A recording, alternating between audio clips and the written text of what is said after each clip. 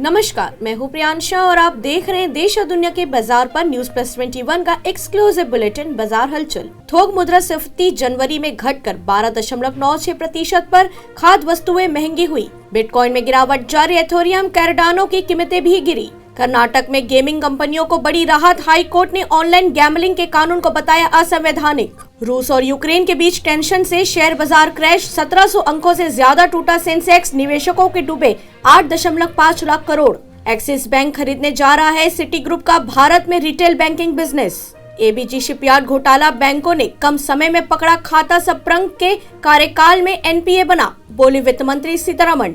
एनक्लेट ने सीसीआई के आदेश के खिलाफ अमेज़न की अपील पर सुनवाई 25 फरवरी तक टाली। भारत ने 9 महीनों में $17 बिलियन से अधिक प्रसंस्कृत खाद्य पदार्थ का निर्यात किया। टीसीएस के बायोपेक का रिकॉर्ड डेट 23 फरवरी 18,000 करोड़ के शेयर वापस खरीदेगी। फिर महंगे होने वाले हैं गोल्ड, सिल्वर, सोना 50 और चांदी 64,000 के करीब पहुंची। ऐसे ही तमाम जानकारी से लगातार अपडेट रहने के लिए हमारे चैनल को लाइक और सब्सक्राइब करना ना भूलें। नोटिफिकेशन के लिए बेल आइकन जरूर दबाएं।